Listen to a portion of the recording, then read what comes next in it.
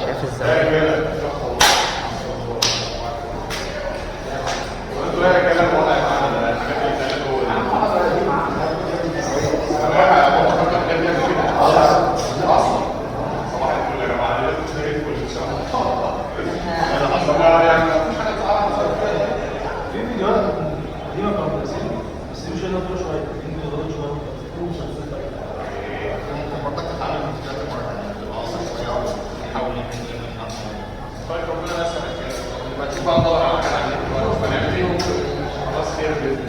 احنا شفنا الفيديوهات بتاعت زمايلنا كلها لحد دلوقتي، اتكلمنا عن الاي تي، اتكلمنا عن الامريكان دبلومه، اتكلمنا عن المعاهد، اتكلمنا عن اخواتنا المغتربين اللي جايين حتى من ثانويه عامه عادي. تمام.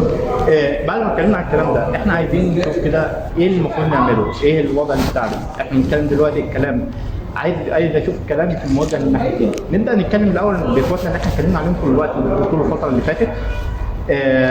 صراحه النصائح اللي اتقالت في الفيديوهات اللي فاتت مع زمايلنا اظنها كانت كافيه، يعني ان شاء الله انها تديك فكره عامه عن اللي احنا بنتكلم فيه، او فممكن ترجع وقت تاني الفيديو كل فيديو فيهم، يعني زمايلنا ما قصروش معانا يعني.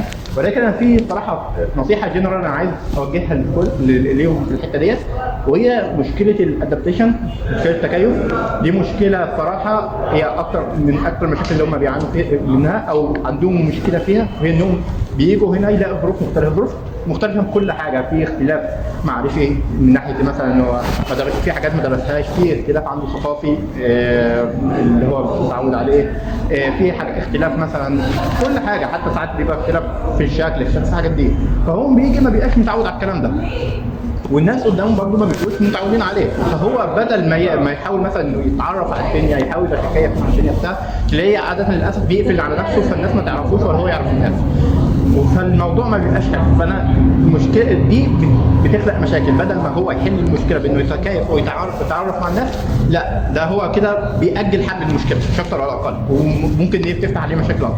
فاحنا بنتكلم ان الحل الرئيسي اللي احنا محتاجين نتكلم فيه ان هو محتاج يفتح شويه، محتاج يتعامل مع الناس، محتاج هيلاقي ناس كويسه اونلاين زي ما في ناس وحشه هنا عادي جدا ومش قليلين، برضه في ناس كويسه مش قليلين، هو بس محتاج يفتح، محتاج يتعامل مع الناس، محتاج ما يثيرش عينه، محتاج ما يكبر نفسه، بس في نفس الوقت يكبر دماغه، بس في نفس الوقت في نقطه انت بتنفتح، مش معنى كده انك تتخلى عن اللي انت مؤمن بيه كشخص، مش معنى كده انك تتخلى عن دينك، مش معنى كده انك تتخلى عن العقيده بتاعتك، تتخلى عن الاخلاقيات اللي انت مؤمن بيها، لان مش معنى انك انت تنفتح وتحاول تتعرف على المجتمع، ما هو ما فيش مجتمع مثالي، مجتمع فيه حاجات كويسه، في مجتمع فيه اخلاقيات وحشه منتشره، انت مش معنى انك انت جاي تتكيف وتتعرف على الناس ديت انك انت تاخد منهم الوحش، لا انت عندك حاجات انت مؤمن بيها، عندك مبادئ معينه، عندك اخلاقيات، عندك دينك قبل كل شيء، انت خليك متمسك بيهم عادي، ولكن انت تشوف ايه، طب ايه اللي عندهم طيب مش مخالف الكلام ده، ونبدا ممكن نتكلم في الكلام ده عادي، ممكن تتسامح ده او تخالف ده عادي برضه عادي، انت عندك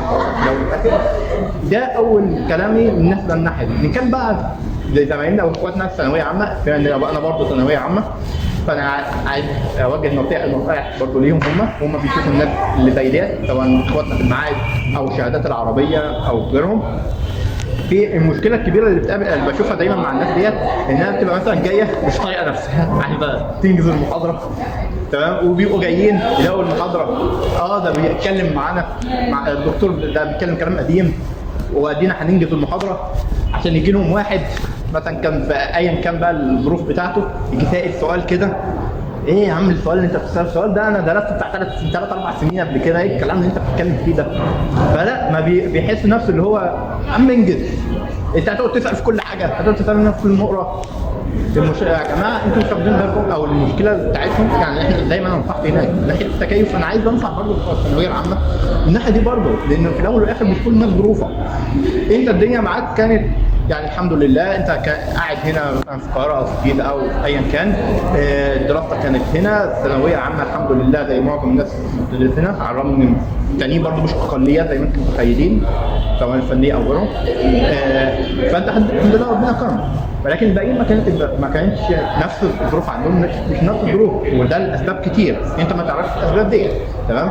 فاحنا لما بنتكلم انك انت تيجي تشوف الناس ديت بتسال او بتدور او بتعاني معاناه انت ما بتعانيهاش، مش معنى كده انك انت ده مش مبرر خالص انك انت مثلا تحاول تنبذهم او تحاول تفصلهم عنك او تحاول انك تتعنفر عليهم او انك تقلل من الحاجات اللي هم عملوها او الظروف اللي مروا بيها. ده ما فيش اي مبرر للتصرفات دي بتاتا مهما كان ايه الظروف اللي احنا بنتكلم فيها، لانه في الاول والاخر انت ما عشتش في مكانهم، فانت بكل بساطه ما لكش الحق انك انت تحكم عليهم بالاحكام اللي انت بتحكم بيها. فانت احنا اللي بنتكلم فيه في سياق ديننا اللي ما بيفرقش بين الابيض والاسود، اللي ما بيفرقش بين اي حد عربي اعجمي اي حاجه.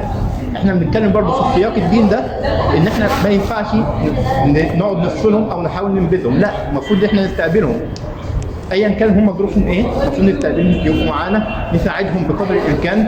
ان احنا في الاول والاخر اخوات كلنا في نفس الكليه، تمام، كلنا منضمين في الاخر في هندسه القاهره بمختلف ظروفنا ومختلف الثقافات بتاعتنا. احنا محتاجين نفهم بعض، محتاجين نساعد بعض في المشاكل اللي بتقابلنا.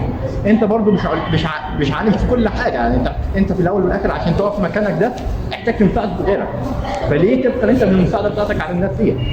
ليه ما تفكرش ان ظروف بقيه الناس؟ انت تلاقي نفسك دايما تلاقيك مثلا في كويز ولا في مش عارف كذا، فانت تقول لك انت عايز تبرر تخلق ظرف مناسب لنفسك، بس تنسى مثلا بتوع المغتربين اللي بيجوا سفروا يا عيني، فتيجي تقول مثلا يا عم عندك سبت كويس. طب والناس اللي بتسافر ديت حرمتهم انت من انهم يرجعوا لاهاليهم مثلا؟ طب ما ده مش حلو. بس انت عشان دي كده نوعا ما انانيه. تمام. المفروض ان احنا من الاخلاق بتاعت الدين بتاعتنا الايثار، ان احنا بنقاتل غيرنا على نفسنا. تمام. ان احنا ممكن نضحي بحاجه ممكن تساعدنا اكتر او تفيدنا في مقابل ان احنا عايزين نساعد غيرنا، نساعد الكل برضه في الاول والاخر، لانك في الاول والاخر مش معنى انك هتساعد غيرك انك انت لازم تتضرر، مش ده اللي بنقوله، ولكن لا احنا بنحاول نساعد الكل بالقدر اللي احنا نقدر عليه ان شاء الله. فاحنا عايزين المجتمع قعدتنا في الكليه طول الخمس سنين اللي احنا قاعدينها ديت ما تبقاش قاعده عباره عن كل فئه منعزله لوحدها، كل فئه مش طايقه الثانيه، فئه بتتعنصر على فئه او فئه كذا، لا. ده احنا عايزين القعده بتاعتنا تبقى قعده كويسه، عايزين نقضي مع بعض الخمس سنين لحد ما نتخرج ان شاء الله. تمام. تبقى القعده بتاعتنا فريش، تبقى القعده بتاعتنا يعني جميله، يعني تبقى جميل. وصدقني قعدتنا كلنا زمايلنا واخواتنا هي من اكثر الحاجات اللي بتهون عليك قعدات في الكليه والمواد والصعوبه اللي انت بتقابلها في الكليه. ففكر في الموضوع مع نفسك، اعرف افتكر تاني المبادئ بتاعتك، افتكر دينك المسلم اللي هو دايما بيحسك على المساعده، بيحسك على انك تفكر في غيرك قبل ما تفكر في نفسك.